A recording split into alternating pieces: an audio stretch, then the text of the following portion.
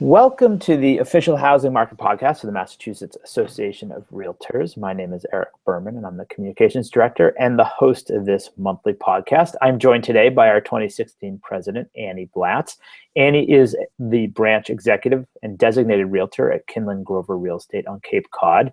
Hello, Annie, and thank you for joining me to discuss the February 2016 housing numbers. Hello, Eric. So, Annie, sales were up again for the second straight month this year in 2016, and the 13th out of the last 20 months. Is there any changes that we should be concerned about? Any changes of note? There really isn't too much to say. Buyer demand continues to be very strong, and when you look at this February compared to last February, what a difference. There is still the possibility that we're seeing some closed sales in February that might have taken place in January, but didn't because of the new closing procedures. As I mentioned last month, this is something that realtors, lenders, and attorneys are all still getting used to. I know from speaking to realtors across the state that some closings were pushed out to avoid delays because of the new procedures. And I'm sure there are some closings that were actually delayed because someone made a mistake. That being said, we will need a few more months of closings to get a better sense of what the new normal will be. Okay, Annie. Now, the February median prices were down. Does this mean prices are moderating? I'd say it's looking that way, but we don't have enough data yet to have a definitive answer. We know prices are high and are near or at their pre-recession levels. The question always is, how much higher can they go? Despite the demand from buyers, prices can only go as high as buyers can afford. And unlike the bubble, buyers today face much more stringent lending requirements. What they can afford is really what they can afford.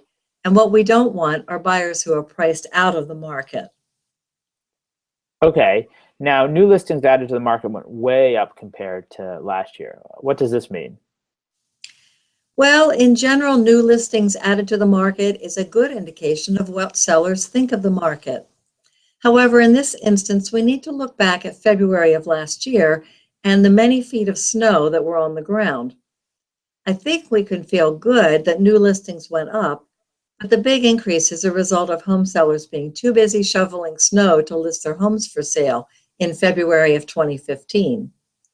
We'll most likely see a big increase in March too because of that historic winter in 2015. Okay, Annie. Now, my final question has to do with pending home sales, which was data we released earlier this month. It hit an all-time high for the month of February. I was wondering if you could tell our viewers, listeners, put that into some context for us. Sure. A pending home sale is when a buyer signs a purchase and sales agreement or a contract to purchase. This means that a deposit has been made and the process has begun to transfer the ownership of the home to a new owner. The data isn't capturing people's sentiment about buying a home. It is capturing people's actual actions. What makes the data valuable is that it is looking at what will happen in the future. And compare that to the data we released today, it is all looking back at what did happen. While not every home that goes pending or under agreement will close, it is still a good indication of where the market is heading. What we know now is that buyer demand is very high, especially with interest rates so low. In fact, interest rates were at their lowest levels in 12 months this past February. And we've also had an incredibly mild winter. All of this combined to push pending sales way up. I feel confident that we should see this trend of strong pending home sales continue through the spring.